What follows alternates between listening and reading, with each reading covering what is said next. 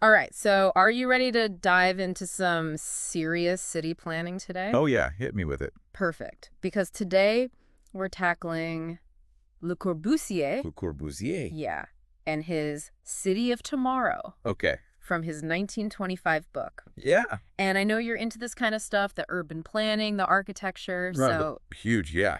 this one's right up your alley. Yeah. We're talking big ideas here. Some might even say controversial. And visionary is an understatement. I mean, Corbusier was really talking about like a complete 180 from how we thought about cities. Really? Oh yeah.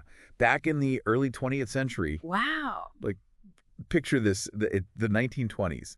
Cities are exploding with all this new industry. Okay. Kind of like what we're seeing with tech hubs now, but back then, like, no one had figured out the whole urban planning thing yet. Oh, so total chaos, but instead of Silicon Valley, it's like Right. top hats and those old-timey cars. Exactly. Uh, And Corbusier is looking at all this and saying, like, we got to do better than this. yeah. And his answer, Yeah. a city for, get this, 3 million people. 3 million. 3 million people, all centered around these massive skyscrapers. Hold on. Are we talking like a few skyscrapers, or is this like Oh, no, we're like talking, a whole futuristic skyline? think bigger. We're talking entire city blocks up on these huge stilts.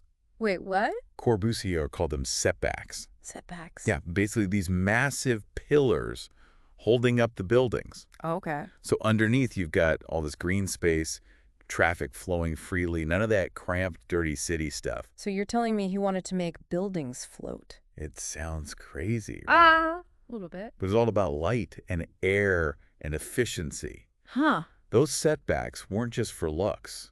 They were so these buildings could get as much sun as possible. Oh, right. Ventilation, too. That was a big deal in those overcrowded cities. Yeah, that makes sense. Plus, think about the traffic. Oh, yeah. If all the cars are on those lower levels, It would be a lot better. zoom, Okay, so I can see what he was going for with all that. right. But what about the people? What do you mean? Like, where did normal life fit into this whole super city plan? That's where things get really interesting. Oh. Corbusier wasn't just designing buildings. He was designing a whole new way of living. Yeah. He really thought that if you just get the city organized in the right way, Okay. it could be better for everyone. And by organized, you mean like really organized? Yeah, you could say that. Yeah, tell me more about that. So Corbusier, he was a big believer in like everything has its place and every place has its thing.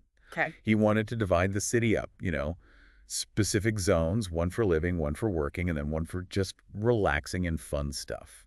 So no more like running down to the corner store for a carton of milk Yep. or living above the bakery you work at. Exactly. Corbusier City would have none of that. Yeah. It was all about keeping things separate and organized. Sounds like something out of a city planner's dream. Right. Everything perfectly placed, color-coded maps, straight lines as far as the eye can see. Pretty much. I have to admit, though, part of me wonders if you lose something with all that order. What do you mean? Like that urban buzz, you know?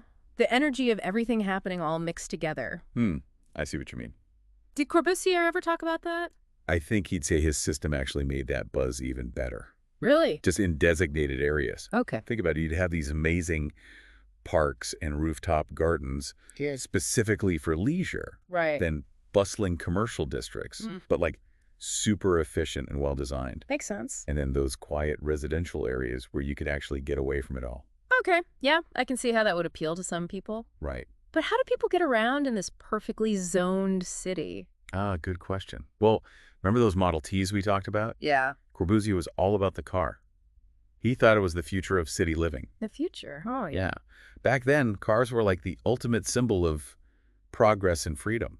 That's so interesting how times have changed. Right. So those wide, multi-level roads we were talking about. Those were designed with cars in mind, all leading to this central hub connecting everything. It really makes you think how different our cities would be if we had prioritized, say, trains more back then. Or even just walking paths. Exactly. It's like what we choose to prioritize in our city planning really says a lot about us, doesn't it? It really does. And I think that's what makes looking back at Corbusier's vision so fascinating. You can see how much things have changed even in just a few decades. For sure. Like what seemed revolutionary back then might seem kind of car-centric or even unrealistic now, Totally. especially with all the focus on sustainability these days. Yeah, good point. So how well did his ideas actually hold up? Did anyone ever actually try to build his city of tomorrow? You'd be surprised. No one went full Corbusier, Okay. but his fingerprints are everywhere. Really? Oh, yeah. Think about those massive skyscrapers we see in every big city. Oh, right. That was Corbusier's thing. Wow. And zoning laws. Almost every city uses some form of zoning. Huh. I never thought about that. It all goes back to his ideas about keeping things separate and organized within a city. So even though his ideal city never actually got built, He still changed how we think about cities. that's wild. What a legacy. Definitely. It just goes to show sometimes the most important ideas are the ones that make people think differently, even if they aren't perfect. That's a good point. But as with anything, not all of his ideas have aged quite as well as others. Oh, right. We were going to get into those criticisms Exactly. about his vision being a bit too, well, Orderly. yeah, and maybe not quite human enough. Let's dive into those criticisms next. So let's talk about those criticisms. Yeah. Too much order, not human enough. What were people saying? Well, think about walking through a city and Right. every single building is this giant skyscraper. Yeah. 8-lane roads everywhere you look. Okay. Might feel a little sterile, don't you think? Yeah, maybe a little. Some people back then, they were worried that Corbusier's city, Right. it might look amazing on paper, but actually living there Yeah. could be a different story.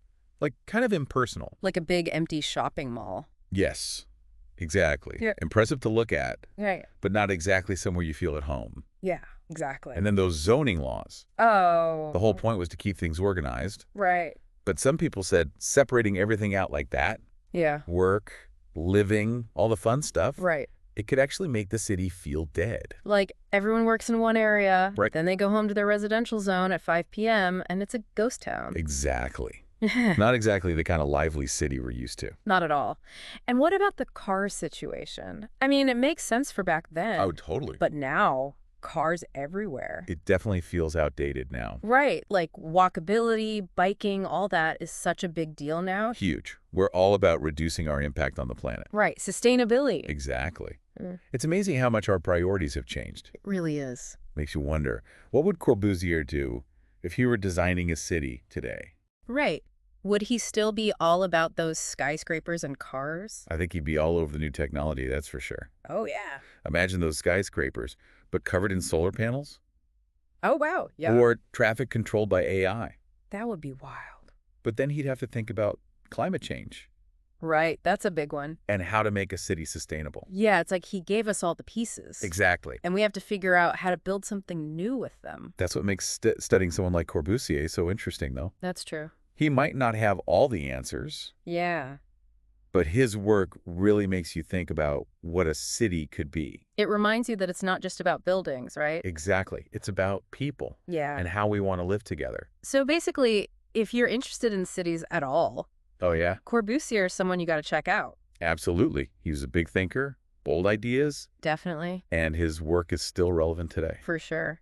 Well, on that note, I think we've done our deep dive on Corbusier's City of Tomorrow for today. Definitely explored it from all angles. Thanks for joining us on this trip through architecture and city planning. Always a blast to chat about this stuff. And until next time, keep dreaming up those future cities. Keep those imaginations